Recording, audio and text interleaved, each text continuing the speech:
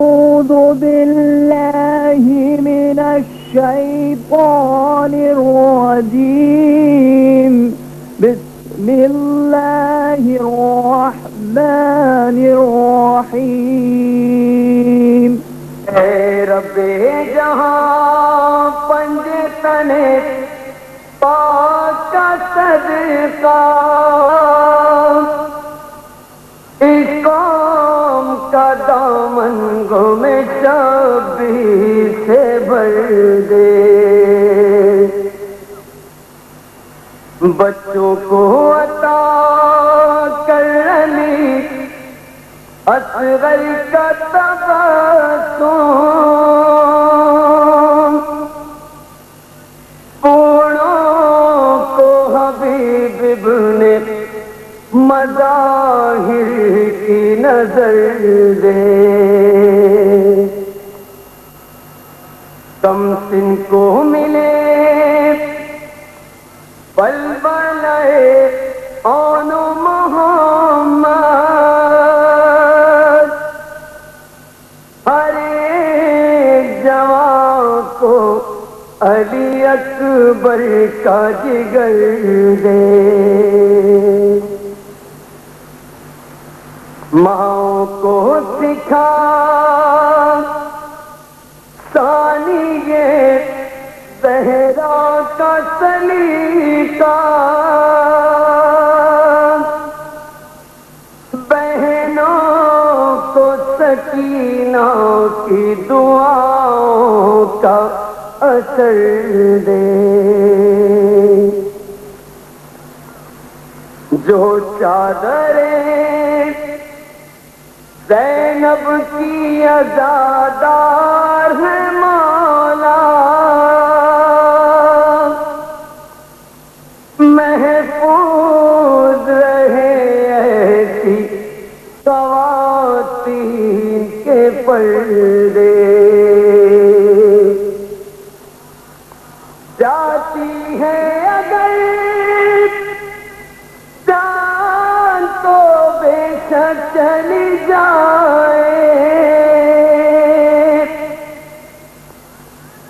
جاتی ہے اگر جان تو بے شک چلی جائے، عباس کے پرچم پہ کبھی آنچ نہ آئے، جو دین کے کام آئے وہ اولاد عطا کر،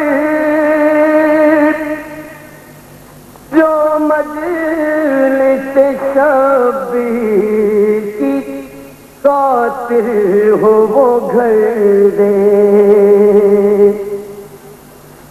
مفلس پہ ذروں لال و جواہر کی ہو بارش، مقروض کا ہر قرض ادا غیب سے کر دے، غم کوئی نہ دے ہم کو سوائے غم شبیر، میرے مولا غم کوئی نہ دے ہم کو سوائے غم شبیر، شبیر کا غم بانٹ رہا ہے تو ادھر دے، حسین یا حسین یا حسین یا حسین، اجل اجل اجل اجل اجل اجل اجل، یا حسین یا حسین یا حسین، حسین یا حسین یا حسین یا حسین، اجل اجل اجل اجل اجل اجل اجل، یا حسین یا حسین یا حسین، حسین اجل اجل اجل اجل اجل اجل اجل یا حسین یا حسین یا حسین حسبنا اللہ ونعم الوکیل نعم المولا ونعم النصیر بسم اللہ الرحمن الرحیم الحمد للہ رب العالمین والصلاة والسلام وتحیۃ والاکرام علی النبی الامی القرشی الہاشمی البطحی التہامی الدافع جیشات الاباطیل والدامع صولات الاضالیل الخاتم لما سبق والفاتح لمن غلق المعلن الحق بالحق ابی القاسم محمد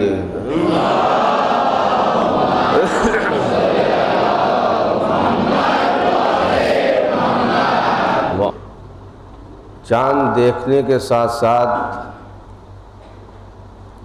زمین پر صف عزائے سید الشہداء بچھا دی گئی۔ یہ چاند سفر کی مختلف منزلیں طے کر کے منظر عام پر آیا ہے اور یہ پیغام لایا ہے کہ کل فاطمہ زہرا کے جگر کا ٹکڑا محمد مصطفیٰ کا لال اپنے سفر کی مختلف منزلیں طے کر کے کربلا کے افق پر چمکا تھا۔ یہ چاند اپنے ذوف اور اضمحلال سے اس بات کو تازہ کر رہا ہے کہ حسین کے قافلے میں کچھ ایسے نیم جاں بچے بھی تھے جو تکانے سفر سے اتنا کمزور اور مضمحل ہو گئے تھے کہ اگر بیٹھ جاتے تھے تو اٹھنے کی طاقت نہیں رہتی تھی اور اٹھتے تھے تو پھر چلنے کی پاور نہیں رہتی تھی۔ یہ وہ چاند ہے کہ آج 1400 سال کے بعد جب امام مظلوم کے چاہنے والے اسے دیکھتے ہیں تو آنکھوں میں اشک آ جاتے ہیں۔ سوچو تو صحیح، کربلا کے بعد جب زینب نے اس چاند کو دیکھا ہوگا تو زینب کے دل پر کیا گزری ہوگی؟ جب امام سید سجاد نے اس چاند کو دیکھا ہوگا تو امام سید سجاد کے دل پر کیا گزری ہوگی؟ چنانچہ امام سید سجاد سے لے کر میرے 12ویں امام تک روایات مسلسل ہیں۔ اس بات کی گواہی ملتی ہے کہ جس امام نے چاند دیکھا اس نے آنسو بہائے، اور فقط آنسو نہیں بہائے بلکہ گریہ کیا تو ایسا گریہ کیا کہ روایت کہتی ہے کہ جب امام علی رضا علیہ السلام محرم کا چاند دیکھتے تھے تو اتنی زور سے گریہ کرتے تھے کہ محلے والوں کو پتہ چل جاتا تھا کہ محرم کا چاند نمودار ہو گیا۔ چنانچہ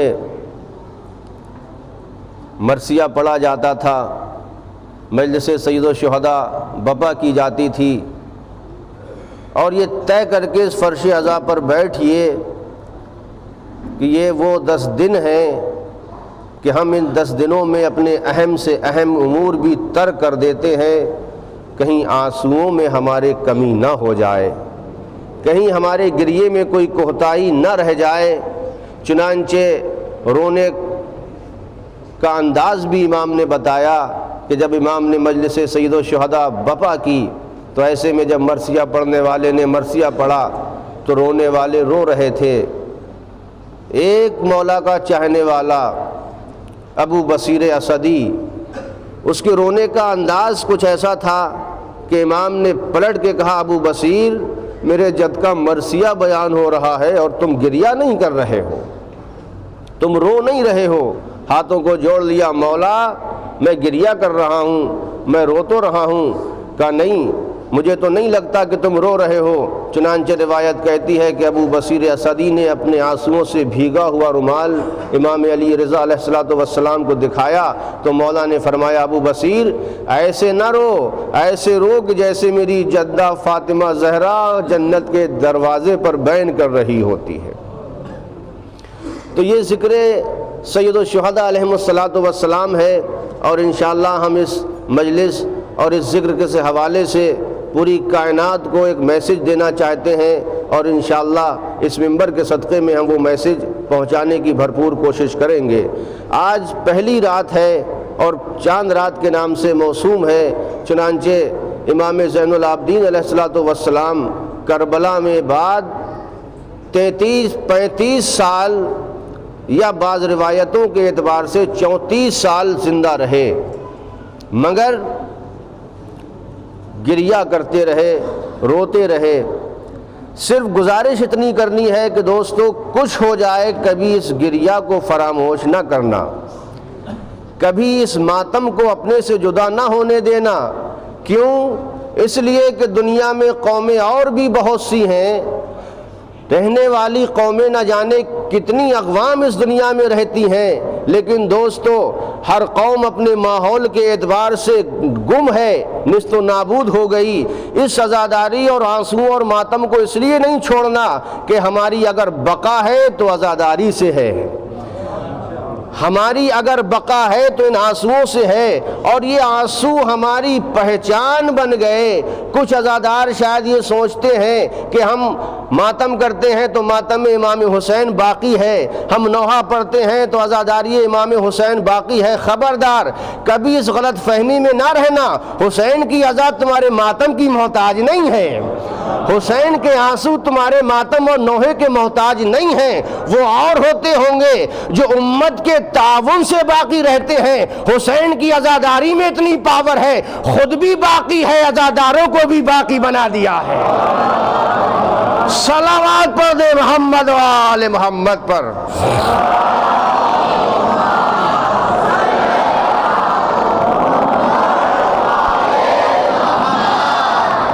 یہ کرم ہے عزاداری امام حسین علیہ السلام کا کہ آج ہماری پہچان بن گئی، بنی کہ نہیں بنی، ہمارے جینے کا مقصد بن گئی۔ کیوں؟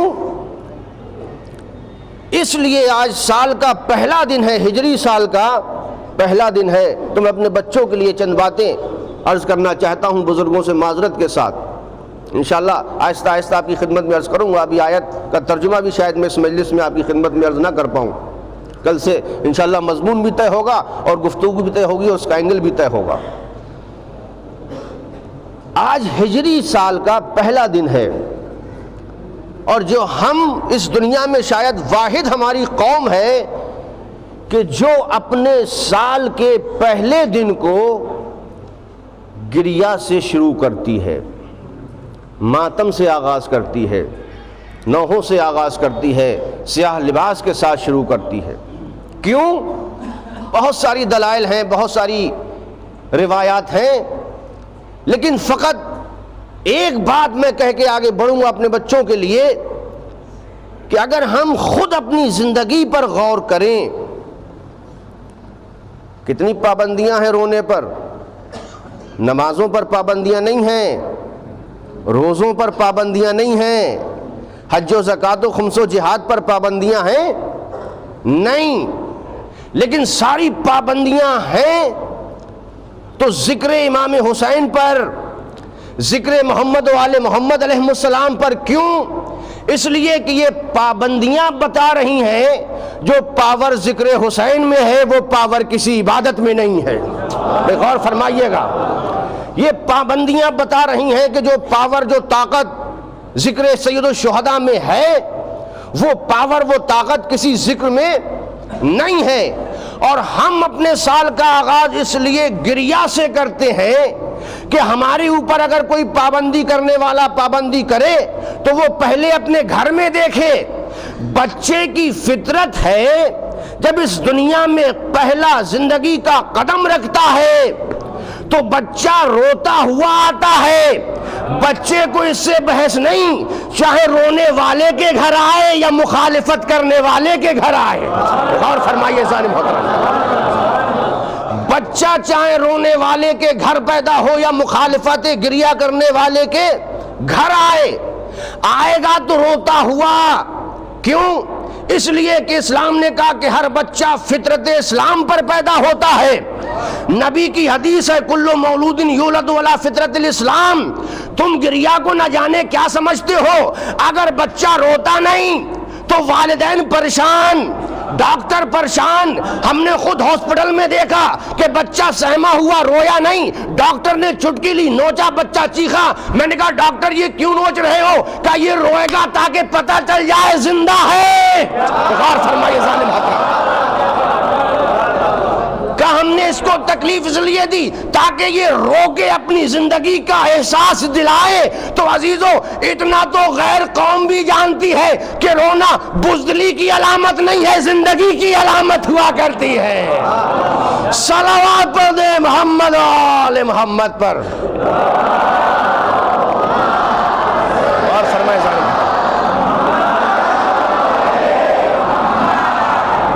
رونا زندگی کی علامت ہے. اچھا اس کے بعد آئیے تاریخ میں آئیے. میں بھی تاریخ اسلام کی بات نہیں کر رہا، دوسرے ادیان نے جو لکھا. ثبوت آدم جو سب سے پہلی کتاب لکھی گئی، اس سلسلے میں ابھی قرآن مجید یا حدیث اس پر گفتگو نہیں ہے. دوسرے مذاہب نے ہسٹری لکھی ثبوت آدم علیہ الصلوۃ والسلام کہ جب آسمان سے زمین پر آئے. صرف بچوں کے لیے ایک چھوٹا سا میسج دینا چاہتا ہوں. کیا ہوا؟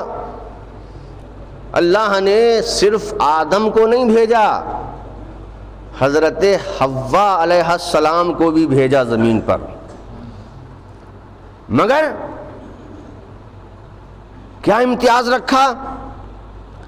جناب آدم علیہ السلام کو بھیجا کوہ سرندیب پر، کوہ سرندیب پر، اور جناب حضرت حوا سلام اللہ علیہا کو بھیجا جدہ کی پہاڑی پر. بہت فاصلہ ہے دونوں میں. پہلا انسان اس دنیا میں آیا، غور فرمائیے گا میرے اس میسج پر. پہلا انسان اس دنیا میں آ رہا ہے. آدم کہاں آئے؟ کوہ سرندیب پر. جناب حوا کہاں آئیں؟ جدہ کے پہاڑوں پر. اچھا بھئی دونوں جنت میں رہ رہے تھے، کتنے مزے سے رہ رہے تھے، اتنی محبتوں کے ساتھ جنت کی نعمتوں میں دونوں رہ رہے تھے، کھا رہے تھے، پی رہے تھے، اللہ کی حمد و تسبیح کر رہے تھے. اور جب بھیجا تو اللہ نے ایک کو کوہ سرندیب پر، ایک کو کوہ جدہ پر. معبود ابھی تو اس زمین پر انسان نام کی کوئی شکل ہے ہی نہیں. ابھی تو یہ پہلا آدم جو کہ بعد میں ابو البشر قرار پائیں گے، ان کو تو بھیج رہا ہے. اب دنیا کی تاریکی ہے، سناٹا ہے. معبود بہت اچھا ہوتا کہ جہاں آدم کو بھیجا تھا وہیں حوا کو بھی بھیج دیتا، یا تو دونوں کو کوہ سرندیب پر بھیج دیتا یا پھر دونوں کو کوہ جدہ پر. لیکن اللہ نے ایسا نہیں کیا. آدم علیہ السلام کو بھیجا کوہ سرندیب پر، حوا سلام اللہ علیہا کو بھیجا کوہ جدہ پر. اور یہ جدائی، اس کا عرصہ جو کتابوں نے لکھا تو 40 سال تک آدم اور حوا جدا رہے. اب تاریخ کے یہ الفاظ ہیں کہ جناب آدم جدائی حوا میں گریہ کرتے تھے، روتے تھے. جناب حوا آدم کی جدائی میں روتی تھیں، گریہ کرتی تھیں. پہلے انسان کا قدم ہے اس زمین پر، یہی ابو البشر ہیں، یہ یاد رہے. یہ انسان نہیں بلکہ سارے انسانوں کے باپ، اور پہلا قدم رکھا ہے ابھی زمین پر. پروردگار بہت اچھا ہوتا کہ جنت کی نعمتوں سے تو نے انہیں باہر نکالا تو اب زمین پر بھیجا تو کم سے کم ایک دوسرے کے قریب رہتے. آدم کا دل بہلتا تو حوا تھی، حوا کو دل بہلانا ہوتا تو آدم تھے. معبود مناسب نہیں ہے کہ یہ روتے ہوئے دنیا میں آئیں. وہ نبی ہیں ابو البشر، اور یہ ہیں ان کی زوجہ ہیں ام البشر. وہ تمام انسانوں کے باپ، یہ تمام انسانوں کی ماں. پروردگار آواز دے گا اسی لیے تو میں نے آدم اور حوا کو الگ الگ جتارا تاکہ سلسلہ آدمیت کی جو تاریخ مرتب ہو اس میں یہ بات کھل جائے کہ انسانیت میں پہلے نبی کی زندگی کا آغاز گریا سے ہوا ہے. آدمی میں تاریخ نبوت میں پہلے نبی کی زندگی کا آغاز گریا سے ہوا. آدم ہے ابو البشر، سارے لوگوں کے باپ. اب باپ کی اگر اطاعت کرنا ہے تو دو طریقے کے بچے ہوتے ہیں، ایک فرما بردار، ایک نافرمان. ایک فرما بردار، ایک نافرمان. اب یہ مت دیکھو کون آدم کا فرما بردار ہے کون نافرمان ہے، بلکہ یہ دیکھو جو سیرت آدم پر عمل کر رہا ہے وہ فرما بردار ہے، اور جو اس کے باہر جا رہا ہے وہ نافرمان ہے. صلوات پر دے محمد آل محمد پر.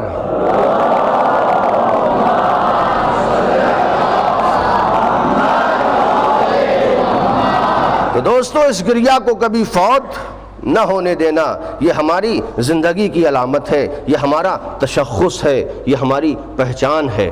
اور کربلا وہ سرزمین ہے کہ جہاں پر روایتیں آپ مسلسل سنتے ہیں کہ کوئی بھی اللہ کا خاص بندہ ایسا نہیں گزرا کہ جس کی آنکھوں میں آنسو نہ آئے ہوں، جو ابتلا نہ کیا گیا ہو، جس کا امتحان نہ لیا گیا ہو، جس پر مصائب نہ گزرے ہوں. حد یہ ہے کہ جناب حضرت زکریا علیہ السلام جب سرزمین کربلا سے گزر ہوا اتنا روئے بارگاہ پروردگار میں التجا کی، معبود یہ کون سی زمین ہے کہ جس پر قدم رکھتے ہی میری آنکھوں میں آنسو آ گئے اور میرا دل چاہتا ہے کہ میں زور زور سے چیخ مار کر روں. حکم ہوا زکریا یہ وہ سرزمین ہے کہ جس میں آخری نبی کے نواسے کو 3 دن کا بھوکا پیاسا ذبح کر دیا جائے گا. چنانچہ روایتیں کہتی ہیں کہ جناب زکریا نے اس وقت تک گریہ بند نہیں کیا.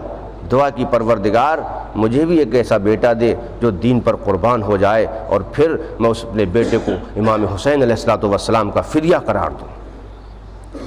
یہ پوری ایک تاریخ ہے، انبیاء علیہ السلام کی تاریخ. جناب حضرت نوح علیہ السلام کی کشتی جب کربلا کے پس منظر سے گزری لرزنے لگی. دعا کی پروردگار تو نے وعدہ کیا تھا کہ کشتی کو بچاؤں گا. کہا بچے گی کشتی؟ تو کہا پروردگار یہ جھوکے کیسے، یہ ہچکولے کیسے؟ کہا نوح تم نہیں جانتے ہو کہ زمین پر ہو. کہا معبود یہ کون سی زمین ہے؟ کہا یہ وہ زمین ہے کہ جہاں محمد مصطفیٰ کا نواسا 3 دن کا بھوکا پیاسا شہید کر دیا جائے گا. اللہ اکبر. چنانچہ یہ قوم جمع ہوئی ہے فاطمہ زہرا کو ان کے لال کا پرسہ دینے کے لیے.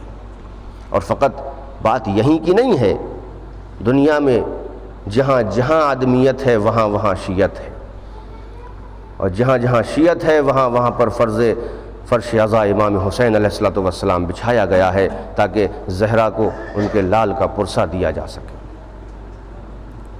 آپ غور فرمائیں، یہ وہ میسج ہے، یہ وہ پیغام ہے امام حسین علیہ السلام کا کہ جو دنیا میں ہم ان دنوں میں عام کر سکتے ہیں اور ہر قوم کو میسج پہنچاتے ہیں تاکہ دنیا پہچانے کہ اسلام کیا ہے، قرآن کیا ہے، حدیث کیا ہے، نبوت کیا ہے، امامت کیا ہے. چنانچہ بڑی تفاصیل ہیں. خود کتاب کا نام ترمذی شریف بڑی عظیم کتاب ہے، معتبر ترین کتاب ہے، ہماری نہیں ہے. ایک روایت آپ کی خدمت میں عرض کر دوں. تاریخ لکھتی ہے کہ امام حسین علیہ الصلوۃ والسلام چھوٹے سے ہیں، کم سن ہیں، اور ایک روز جناب حضرت ام سلمہ اس بات کی روایت کرتی ہیں کہ ایک روز نبی کریم میرے پاس آئے اور آنے کے بعد کہا ام سلمہ میں اس حجرے میں جا رہا ہوں، دیکھو مجھے آرام کرنا ہے، اگر کوئی میری طرف آنا چاہے تو اسے آنے نہ دینا، روک دینا، آج میں نہیں چاہتا کہ کسی سے ملاقات کروں۔ چنانچہ جناب حضرت ام سلمہ نے ایسا ہی کیا، دروازہ بند کر دیا، حضور اندر حجرے میں تشریف لے گئے، بیٹھ گئیں دروازے کے قریب، جو بھی آتا تھا جناب ام سلمہ اس کو واپس کر دیتی تھی۔ اتنے میں تاریخ لکھتی ہے کہ دروازہ کھلا تو ایک چھوٹا سا شہزادہ تیزی کے ساتھ حجرے کی طرف بڑھتا ہوا آیا۔ کون؟ حضرت امام حسین علیہ الصلوۃ والسلام۔ قریب تھا کہ حضور کے حجرے کے دروازے کو کھول دیتے، ام سلمہ اپنی جگہ سے کھڑی ہو گئیں، شہزادے تمہارے نانا نے آج منع کیا ہے، وہ کسی سے ملاقات نہیں کریں گے۔ حسین نے نانی کو، ام سلمہ کو دیکھا اور دیکھنے کے بعد بس ایک فقرہ کہا، نانی جان کیا حسین کو بھی ملنے سے منع کیا ہے؟ پاور سمجھیں اس فقرے کی، کیا حسین کو بھی منع کیا ہے اپنے پاس آنے سے؟ ام سلمہ نے کہا ہاں میرے لال سب کو منع کیا ہے۔ غضب ہو گیا، حسین تو وہاں سے واپس آئے، مگر سرکار دو عالم نے حجرے کی دروازے کو کھول کے کہا ام سلمہ یہ تم نے کیا غضب کر دیا کہ میرے نواسے کو واپس کر دیا؟ یہ تم نے کیا غضب کر دیا ام سلمہ؟ ہاتھوں کو جوڑ لیا، کانپ اٹھیں، یا رسول اللہ گستاخی معاف ہو، مجھے نہیں خبر تھا، مجھے نہیں پتا تھا کہ دوسرے اور ہیں اور حسین اور ہیں۔ کہا جاؤ میرے لال کو بلا کے لاؤ۔ ام سلمہ آگے بڑھیں اور آگے بڑھنے کے بعد ہاتھوں کو جوڑ کے شہزادے سے کہا نانا یاد کر رہے ہیں۔ ایک مرتبہ حسین نے فقرہ کہا آپ نے تو کہا تھا کہ نانا آج کسی سے نہیں ملیں گے۔ کہا نہیں وہ میری غلطی تھی، میری کوتاہی تھی، نہیں میرے شہزادے تمہیں چلنا پڑے گا۔ امام حسین آئے، بس دوستو روایت نے کیا منظر پیش کیا ہے، امام حسین علیہ الصلوۃ والسلام کو آغوش میں دیا، رسول نے آغوش میں لیا اور لینے کے بعد حجرے میں گئے، کواڑوں کو بند کیا، ام سلمہ سے کہا ام سلمہ یہیں بیٹھ جاؤ، اب اگر کوئی اندر آئے تو اسے آنے نہ دینا۔ چنانچہ پھر ام سلمہ فرماتی ہیں کہ میں نے دیکھا، تھوڑی دیر بیٹھی رہی، پھر میں نے سنا کہ ایک مرتبہ سرکار دو عالم چیخ مار کر روئے۔ آواز اتنی بلند تھی کہ میرے کانوں میں جب رونے کی آواز آئی تو ام سلمہ اپنی جگہ سے کھڑی ہو گئیں اور دروازے کے قریب آ کے کہا یا رسول اللہ کیا رونے کی وجہ پوچھ سکتی ہوں؟ ایک مرتبہ حضور نے فرمایا ام سلمہ دروازہ کھول دو، عزیزو دروازہ کھولا گیا۔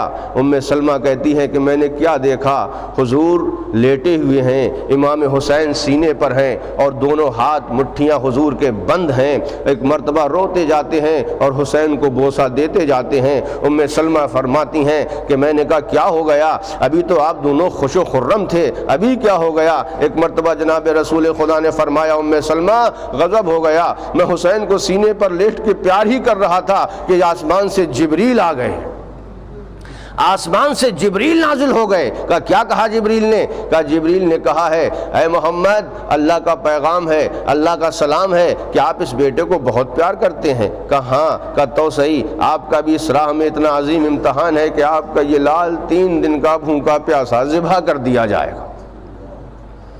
چنانچہ حضور نے فرمایا ام سلمہ یہ میرے ہاتھوں میں وہ مٹی ہے جو کربلا سے جبریل نے میرے ہاتھوں میں لا کے دے دی ہے۔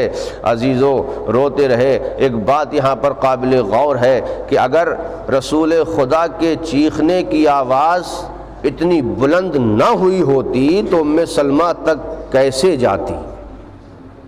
ام سلمہ کا حجرے کے باہر آواز کو سننا اس بات کی دلیل ہے کہ حضور حسین کی خبر شہادت پر چیخ مار کر روئے، صرف خبر شہادت پر چیخ مار کر روئے۔ تو دوستو اگر خبر شہادت پر نبی چیخ مار کر رو سکتے ہیں تو بعد شہادت امام حسین اگر ہم چیخ مار کر روئیں تو پھر یہ سیرت محمد مصطفیٰ کے خلاف کیسے ہو سکتا ہے؟ چنانچہ بات طے ہو گئی نبی کا نواسا 3 دن کا بھوکا پیاسا شہید ہو جائے گا۔ بڑی طولانی روایت ہے، عزیزو سنیں اور غور سے ذرا سماعت فرمائیں۔ چنانچہ جب بات ہوتے ہوتے فاطمہ الزہرا کو خبر ہوئی کہ میرا بیٹا حسین 3 دن کا بھوکا پیاسا شہید کر دیا جائے گا، تو تاریخ کہتی ہے کہ آ گئیں مچل کے اپنے بابا کی خدمت میں، اور کچھ نہیں پوچھا، بس ایک بات کہ بابا میرے لال پر روئے گا کون، میرے بچے پر آنسو کون بہائے گا، گریہ کون کرے گا۔ عزیزو حضور اکرم صلی اللہ علیہ وآلہ وسلم نے ارشاد فرمایا، بیٹا مت گھبرا، خدا ایک قوم کو پیدا کرے گا جس کے بچے تیرے بچوں کا ماتم کریں گے، جس کے جوان تیرے جوانوں کو روئیں گے، جس کی عورتیں تیری عورتوں کا پرسہ دیں گی۔ عزیزو زہرا کی دعا ہے یہ قوم، ہم اسی لیے رونے ہی کے لیے شاید پیدا کیے گئے ہیں، اسی لیے تو جب چاند نکلتا ہے تو ہماری آنکھوں سے آنسو چھلک اٹھتے ہیں، فرش عزا امام حسین علیہ السلام بچھا دیتے ہیں۔ بس دوستو روایت تمام ہو رہی ہے، چند فقرے سنیں، ابھی ہمیں آگے بھی جانا ہے۔ عزیزو یہ بات طے ہو گئی، حسین شہید ہو جائیں گے، زہرا کو اطمینان ہو گیا کہ ایک قوم پیدا ہوگی، ایک قوم رہے گی جس کے بچے بچوں پر روئیں گے، جوان جوانوں پر روئیں گے۔ ایک مرتبہ فاطمہ زہرا نے اس موقع کی تلاش میں رہیں کہ کب جتن ایک جگہ پر تشریف فرما ہو، حضور بھی بیٹھے ہیں، علی مرتضیٰ بھی ہیں، حسن مجتبیٰ بھی ہیں، فاطمہ الزہرا بھی ہیں۔ عزیزو روایت کہتی ہے کہ فاطمہ زہرا کی آغوش میں امام حسین علیہ السلام ہیں۔ فاطمہ زہرا صلوات اللہ علیہا نے ایک مرتبہ کچھ نہ جانے کیا حسین کے کان میں کہا کہ بچہ اپنی جگہ سے اٹھا اور اٹھتے اٹھتے جا کے حضور کی خدمت میں ہاتھوں کو جوڑ کے ننھا شہزادہ کھڑا ہو گیا اور عہد لیا، نانا آپ تو شافع محشر ہیں۔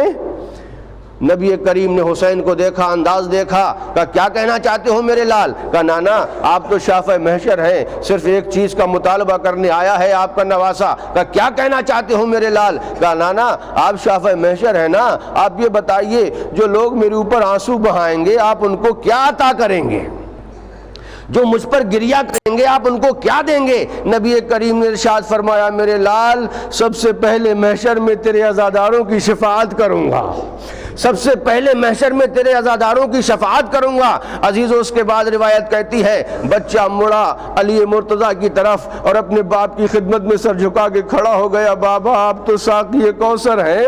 کہا میرے لال کیا کہنا چاہتا ہے؟ کہا بابا میرے عزاداروں کو آپ کیا انعام عطا فرمائیں گے؟ کہا میرے لال تیرے عزاداروں کو سب سے پہلے جام کوثر سے سیراب کروں گا۔ عزیزو بھائی کی طرف متوجہ ہوا، آپ تو سردار جوانان جنت ہیں۔ ایک مرتبہ حسن نے کہا میں تیرے عزاداروں کو سب سے پہلے جنت میں داخلہ دوں گا۔ بس دوستو روایت ختم ہو رہی ہے، تاریخ کہتی ہے کہ جب حسین نانا کی طرف گئے تو ایسے جا رہے تھے کہ جیسے کوئی شہنشاہ جا رہا ہو، جب باپ کی طرف گئے تو کوہ وقار کی طرح گئے، جب بھائی کی طرف گئے تو بڑی آہستہ آہستہ گئے، لیکن جیسے ہی ماں کی طرف متوجہ ہوئے اب حسین ماں کی طرف ایسے دوڑے کہ جیسے بچہ ماں سے لپٹتا ہے، اور گلے میں بائیں ڈال کے کہا اماں آپ میرے عزاداروں کو کیا انعام دیں گی؟ زہرا نے گلے سے چمٹا کے کہا اے میرے لال ارے تیری دکھیا ماں کیا دے سکتی ہے، جنت کے دروازے پر بال بکھیر کے بیٹھ جاؤں گی جب تک ایک ایک عزادار نہ آ جائے گا۔ اے میرے لال تیری ماں وعدہ کرتی ہے اس وقت جنت میں داخلہ نہیں کرے گی۔ عزیزو بات طے ہو گئی۔ عزیزو پنجتن پاک علیہ السلام عزاداروں کی شفاعت کے لیے محشر میں ہماتن رہیں گے۔ عزیزو بڑے خوش قسمت ہیں وہ لوگ کہ جن کی آنکھوں سے دو آنسو نکل جائیں۔ آج چاند رات ہے، آج چاند رات ہے، پہلی محرم کی شب ہے۔ عزیزو 28 رجب کو کربلا کی طرف حسین علیہ السلام نے قصد کیا ہے، اور 28 رجب کو امام حسین نے مدینہ چھوڑا ہے۔ کیا عالم رہا ہوگا، کیا ماحول رہا ہوگا؟ آپ سب پردیس جاتے ہیں، آپ سب وطن سے دور جاتے ہیں، مگر آپ نے دیکھا ہوگا جب کوئی مسافر سفر کا ارادہ کرتا ہے تو کوئی امام ضامن لے کے آگے بڑھتا ہے، کوئی دعائیں دیتا ہے، کوئی صدقہ نکالتا ہے، کوئی قرآن کا سہارا دیتا ہے کہ قرآن کے نیچے سے نکل جاؤ، اور جب اگر کوئی زیادہ دور جاتا ہے تو پھر گھر والے برداشت کرتے کرتے بھی اتنا برداشت نہیں کر پاتے، بلکہ ان کی آنکھوں سے آنسو نکل آتے ہیں کہ ہمارا بیٹا پردیس جا رہا ہے، ہمارا بیٹا باہر جا رہا ہے۔ آنسو آ جاتے ہیں، باپ بیٹے کو سینے سے لپٹا لپٹا کے رخصت کرتا ہے، بھائی بھائی کو بڑی حسرت و یاد سے رخصت کرتا ہے، جبکہ پتہ ہے کہ ابھی 2 سال کے بعد بیٹا آ جائے گا۔ عزیزو، ہم نے رخصتی دیکھی ہے، سب سفر کرتے ہیں، سب جاتے ہیں، مگر دوستو ایسے جانے والوں کے لیے جب آنسو بہائے جا سکتے ہیں کہ جنہیں لوٹنے کی امید ہوتی ہے، تو دوستو سوچو تو صحیح، اگر کوئی ایسا مسافر جا رہا ہو جس کے واپس آنے کی کوئی امید نہ ہو تو پھر کتنا گریہ ہوگا۔ بس تاریخ نے لکھا جب امام حسین مدینہ چھوڑ رہے تھے تو عورتوں اور مردوں کی بات نہیں، مدینے کے در و دیوار رو رہے تھے، آنسو بہا رہے تھے، حسرت و یاد سے نواز رسول کو دیکھ رہے تھے۔ عزیزو، حضرت ام ہانی جن کو امام حسین علیہ السلام کی سگی پھوپھی ہیں، حضرت علی علیہ السلام کی سگی بہن ہیں، آئی ہیں گریہ کرتی ہوئی، میرے لال میں نے سنا ہے کہ تو سفر پہ جا رہا ہے، میں نے سنا ہے کہ تو پردیس جا رہا ہے، میرے لال میں منع تو نہیں کرتی لیکن کچھ دن اپنے سفر کو ملتوی کر دے۔ کہا کیوں پھوپھی اماں؟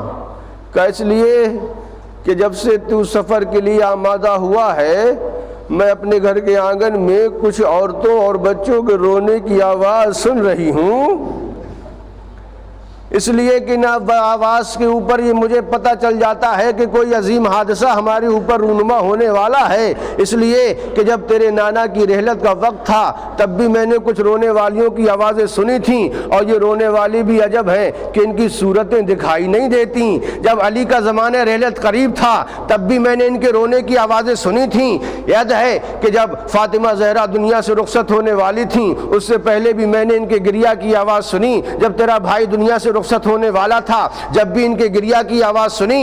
اے حسین، میں کئی دنوں سے رونے کی آواز تو سن رہی ہوں مگر کوئی دکھائی نہیں دیتا۔ حسین نے کہا اے پھوپھی اماں، ارے آپ نہیں جانتی یہ جناتوں کی عورتیں ہیں جو اہل بیت اپنے وطن سے جا رہے ہیں، ان پر آنسو بہا رہی ہیں، یہ رونے والی دکھائی نہیں دیتی۔ حسین کا غم انسانوں نے نہیں جنات بھی مناتے ہیں، آنسو بہاتے ہیں، عزاداری کرتے ہیں۔ بس عزیزو، کیا ماحول رہا ہوگا مدینے کا اس وقت جب امام حسین علیہ السلام رخت سفر باندھے ہوئے ہوں گے۔ بس دوستو، کس شان سے حسین ابن علی کربلا کی طرف سفر کر رہے ہیں، کس انداز میں باپ کے لحد سے خدا حافظ ہوئے، نانا کے مرقد کو خدا حافظ کہا، اماں کے لحد کو خدا حافظ کہا، بھائی کے مزار کو خدا حافظ کہا، مگر ہاں کس انداز سے آتے آتے کہا اب رخت سفر باندھا جائے۔ عباس کو حکم دیا، حضرت زینب سلام اللہ علیہا نے یہ پوری ذمہ داری کو سنبھالا، اور تاریخ کہتی ہے کہ امام حسین قناتیں لگوا کے مسند نشین ہو گئے۔ حسین اپنے قافلے کو لے کے جا رہے ہیں، کربلا کی طرف رخ کر کے حسین آگے بڑھ رہے ہیں، مدینے کو خدا حافظ کر رہے ہیں۔ نانا کے مزار پہ آ کے حسین نے کہا ہوگا نانا معاف کرنا، اب حسین آپ کے مزار پر چراغ جلانے کے لیے نہیں آئے گا۔ اماں کو خدا حافظ کہا ہوگا مادر گرامی معاف کرنا، اب حسین آپ کی لحد پر حاضری دینے نہ آ سکے گا۔ عزیزو، اس انداز سے امام حسین ایک ایک سے رخصت ہو رہے ہیں، اور کیا انداز رہا ہوگا، کتنا کوہرام برپا ہوگا حسین مظلوم کے بیت الشرف میں کہ حسین مسند نشین ہیں۔ حمید ابن مسلم کہتا ہے کہ میں نے دیکھا امام حسین علیہ السلام مسند نشین ہیں، عباس بھی ہیں، حضرت علی اکبر بھی ہیں، اور ایسے میں کچھ ناقے لائے جاتے ہیں اور ناقے پر سامان بار کیا جاتا ہے اور ناقے آگے بڑھا دیے جاتے ہیں، اور جب ناقے آگے بڑھ جاتے ہیں تو کچھ اور ناقے آتے ہیں اور ان ناقوں پر کچھ مستورات آتی ہیں، ان کے رشتہ دار آگے بڑھتے ہیں اور وہ ان مستورات کو ناقوں پر سوار کرا دیا جاتا ہے، ناقے آگے بڑھا دیے جاتے ہیں۔ عزیزو، حمید کہتا ہے ایسی رخصتی کے عالم میں نے دیکھا کہ حسین کے دروازہ کھلا، ایک شہزادی 18 کنیزوں کے جھرمٹ میں باہر آئی، آنے کا انداز دیکھ کر یہ جلال تھا کہ امام حسین علیہ الصلوۃ والسلام مسند سے کھڑے ہو گئے، آواز دی میرے اللہ بھیا عباس آگے بڑھو، بہن کو سوار کراؤ، اکبر آگے بڑھو، پھپھی اماں کو سوار کراؤ، عزیزو ادھر سے عباس بڑھے، ادھر سے اکبر بڑھے، ادھر سے قاسم کو آواز دی قاسم آگے بڑھے، شہزادی آگے بڑھ رہی ہیں، ناقہ لایا گیا، ہماری سجی ہوئی ہے۔ عزیزو روایت کہتی ہے کہ جناب حضرت علی اکبر علیہ السلام نے اتنا کیا کہ محمل کا پردہ اپنے ہاتھ سے اٹھایا، عباس نے اپنے زانو جھکا دیے، قاسم نے نالین مبارک کو ایک مرتبہ محمل میں سجا دی رکھ دی ایک طرف، اور بڑی شان کے ساتھ زینب کو ہماری میں سوار کرا لیا۔ عباس نے اپنے زانو خم کر دیے، شہزادی اس پر پاؤں رکھ کے محمل تک پہنچ جاؤ، میں کہوں گا ابھی 28 رجب کا مدینہ ہے۔ اے شہزادے علی اکبر، اے غازی عباس، اپنی بہن کو بڑی عزت و شان و شوکت سے گھوڑے اونٹ پر سوار کرایا جا رہا ہے۔ عزیزوں میں کہوں گا ارے جب اس وقت کیا ہوگا جب 11 محرم کو زینب کربلا میں ہوگی اور کوئی سوار کرانے والا نہ ہوگا، اور جب نہیں زینب آواز دے عباس، ارے بڑی حسرت و یاد سے لایا تھا عباس، سوار ہونے کے لیے تو نے زانو خم کیے تھے، اکبر محمل کا پردہ ہٹایا تھا۔ اجرکم اللہ، خدا آپ کو کوئی غم نہ دے سوائے غم سید الشہداء کے۔ بس عزادارو، قافلہ چل رہا ہے، رخصتی کے لیے آمادہ ہے، بیویوں کو رخصت کیا جا چکا۔ عزیزو بڑی مصیبت ہے، بڑی مشکل منزل یہ ہے، جناب حضرت فاطمہ صغریٰ خاص کر کے آپ احساسات کیجئے اس بات کا کہ بچیوں سے زیادہ پیار ہوتا ہے والدین کو، بھائی کے مقابل بہن سے زیادہ پیار ہوتا ہے، بہن بھائی سے زیادہ پیار کرتی ہے کہ نہیں کرتی ہے؟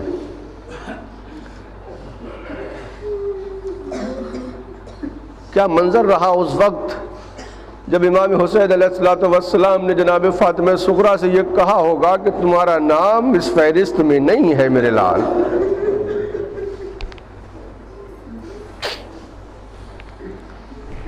28 رجب کو قافلہ نکلا ہے، یہ ذہن میں رہے۔ کیا کرے فاطمہ صغریٰ؟ صحن خانہ میں کھڑی ہوئی، جو بیوی جاتی تھی بڑی حسرت و یاد سے فاطمہ صغریٰ دیکھتی تھی۔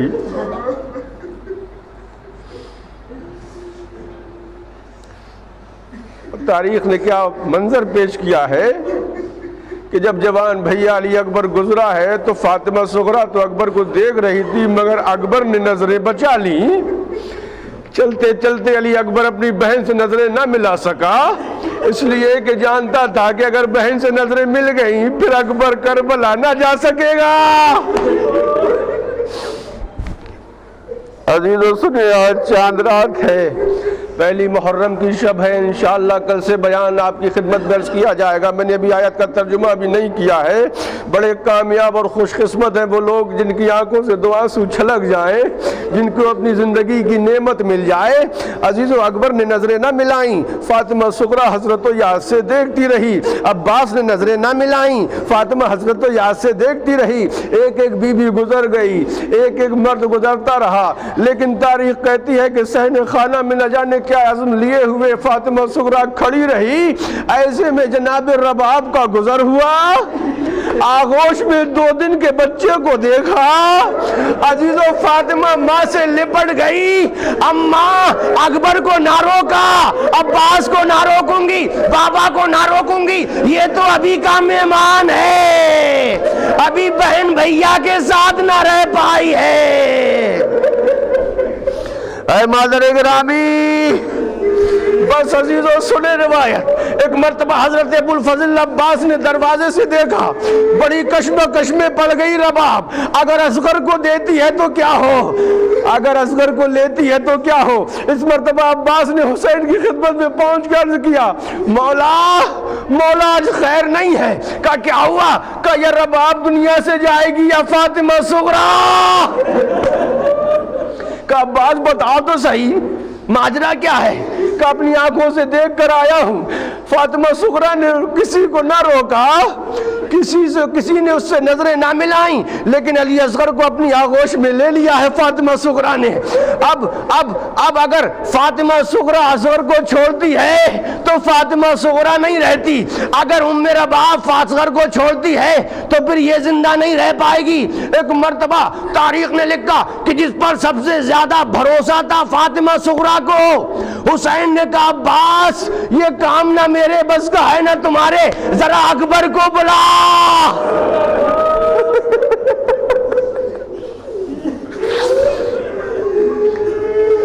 عباس اجرکم اللہ, میرے لال عباس ذرا اکبر کو بلا. عزیزو جناب حضرت علی اکبر تشریف لائے. جی بابا کیا حکم ہے؟ کہ میرے لال سامنے جا, اپنی بہن کو سمجھا. جو اکبر ابھی تک اپنی بہن سے نظریں نہ ملا سکا تھا, وہ وقت کا امام حکم دے رہا ہے, اب اس کا باپ حکم دے رہا ہے میرے لال یہ کام تجھے کرنا ہے. اکبر کیا کریں, بڑی مشکل میں ہے, کیسے بہن کو سمجھائیں. عزیزو الفاظ نہیں تھے. تاریخ نے اتنا منظر پیش کیا کہ کچھ نہ کیا, اور جانے کے بعد اپنی بہن کے قریب جا کے اکبر رونے لگے, اکبر گریہ کرنے لگے, بہن سے کچھ نہ کہہ سکے, رونے لگے, گریہ کرنے لگے. ایک مرتبہ جیسے ہی جوان بھائی کی آنکھوں میں بہن نے آنسوؤں کو دیکھا, گھبرا گئی, مچل گئی. اے اکبر, ارے مدینے میں میری موجودگی میں میں کیسے برداشت کروں کہ میرے بھیا کی آنکھوں میں آنسو آ جائیں. میں کہوں گا فاطمہ صغریٰ, ارے مدینے میں جس بھائی کی آنکھوں میں آنسو نہ دیکھ سکیں, ارے کاش کربلا میں ہوتی. وہی جوان بھیا ہے, کلیجے میں برچی کا پھل ہے, خون میں ایڑیاں رگڑ رہا ہے. حضرکم اللہ, خدا آپ کو کوئی غم نہ دے سوائے غم سید الشہداء کے. عزیزوں کچھ دور روتے رہے. جناب حضرت علی اکبر کچھ نہ کہہ سکے, ہاتھوں کو جوڑ کے کہا بابا مجھے معاف کیجئے گا, میں بہن سے کچھ کہہ نہ سکا, بابا میں کچھ کہہ نہ سکا. حسین آگے بڑھے, رباب سامنے کھڑی ہے, اصغر آغوش فاطمہ صغریٰ میں ہے, رباب سامنے کھڑی ہیں. ایک مرتبہ امام حسین آئے, آگے بڑھے, لینا چاہا امام جناب علی اصغر کو. جناب فاطمہ صغریٰ نے ایک ہی فقرہ کا, بابا میں زبردستی نہیں کرنا چاہتی, بابا اب میں نے آپ کے سامنے ایک زمانہ گزارا ہے, بھیا علی اکبر کے ساتھ ایک عرصہ گزارا ہے, مجھے کوئی گلہ نہیں, سب چھوڑ کے چلے جاؤ بابا, لیکن کم سے کم انصاف کریے بابا, ابھی چند دن کا میرا بھیا ہے, کم سے کم اس کے ساتھ مجھے رہنے دو, مجھ سے زبردستی نہ کرو. ایک مرتبہ امام حسین خاموش ہو گئے. اچھا صغریٰ ایسا کرتے ہیں, یہ فیصلہ ہم اصغر پر چھوڑ دیتے ہیں, اگر اصغر آ جائے گا تو ہم لے لیں گے, اور اگر اصغر نہیں آیا تو پھر ہم تجھ سے ضد نہ کریں گے. عزیزو رباب کو یہ حکم دیا امام حسین نے, رباب پہلے تم آگے بڑھو. رباب نے آغوش پھیلائی. تاریخ کہتی ہے کہ اصغر نے اپنی باہوں کو صغریٰ کے گلے میں ڈال دیا. عزیزو کم سن بچہ, اسے ابھی کچھ احساس بھی نہیں, لیکن کتنا پہچانتا ہے اپنے گاؤں کو. فاطمہ صغریٰ کے گلے میں ڈال کے لپٹ گیا. گویا رباب پریشان ہو گئی, ہاتھوں سے آنسوؤں کو پوچھا, پیچھے ہٹ گئی. قیامت ہو گئی. حسین آگے بڑھا, دست دعا بلند کیے, پروردگار نہ جانے کون سے فکر امام حسین نے کہے. ایک فیصلہ لیا, وقت کا امام آگے بڑھا.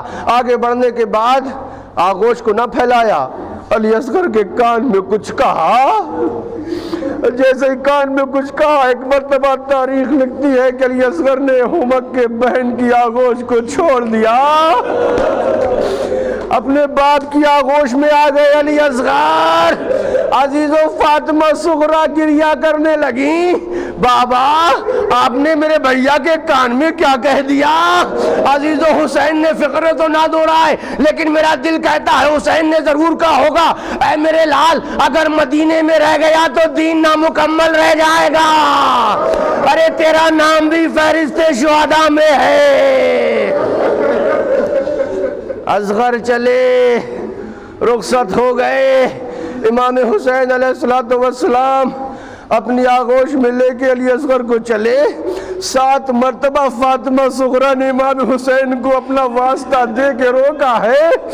اے بابا میری بیماری کا واسطہ ایک مرتبہ اور زیارت کرا دو. بابا میری بیماری کا واسطہ ایک مرتبہ اور زیارت کرا دو. 7 مرتبہ تاریخ کہتی ہے فاطمہ صغرا نے امام حسین علیہ السلام کو روکا ہے، اور ہر موقع پر امام حسین کے قدم ٹھہرے اور آواز دی صغرا اپنے بھیا کی زیارت کر لے. عزیزو میں کہوں گا مولا آج فاطمہ صغرا نے دیدار کی بات کہی، آپ نے بڑے عزم و استحکام کے ساتھ اپنی بیٹی صغرا کو اپنے بیٹے کا دیدار کرا دیا. اے مولا ارے 10 محرم کو کیا کریے گا جب دروازے پر آپ آواز دیں گے رباب اپنی امانت لے جا تو سکینہ تڑپ کر آ جائے گی. اے بابا مجھے پانی نہ پلایا. اب حسین بھیا کا دیدار بہن کو کرائیں گے، ابا کا دامن ہٹائیں گے، گلے پر تیر کا نشان ہوگا، سکینہ کا نوحہ ہوگا، رباب کی چیخ ہوگی. او ظالمو ان کم سن بچوں کو بھی نہر کر دیا جاتا ہے، مجھے نہیں خبر تھی. سیعلم الذین ظلموا ای منقلب ینقلبون علی لعنۃ اللہ علی القوم الظالمین. الہی و سیدی معبود ہماری اس عظیم عبادت عزا کو قبول فرما. پروردگار ان آنسوں کے صدقے میں ہمارے گناہ کبیرہ اور صغیرہ کو معاف فرما. پروردگار ہمیں زیادہ سے زیادہ نیکیاں کرنے کی توفیق عطا فرما. معبود بیماری فاطمہ صغرا کا واسطہ، شفیع عزا امام حسین کا واسطہ، جو مومنین و مومنات بیمار ہیں ان کو صحت کاملہ اور شفا عاجلہ عطا فرما. پروردگار جو حج و زیارات کے متمنی ہیں ان کو حج و زیارات سے مشرف فرما. معبود عزاداران امام حسین کی دینی اور دنیاوی ساری حاجتوں کو پورا فرما. پروردگار جہاں جہاں بھی پرچم اسلام بلند کرنے والے ہیں ان کی جان و مال و عزت و آبرو کی حفاظت فرما. پروردگار جو مومنین و مومنات پریشان حال ہیں ان کی پریشانی کو دور فرما. معبود ہماری قوم کے جو بھی بچے تعلیم و تعلم میں مصروف ہیں، معبود فرش عزا امام حسین کا واسطہ ان کو علم میں کامیابی و کامرانی عطا فرما. پروردگار حجت آخر کے ظہور میں تعجیل فرما. ہمیں ان کے اعوان و انصار و شمار فرما. رب حسین یا حسین یا حسین حسین یا حسین یا حسین حسین یا حسین یا حسین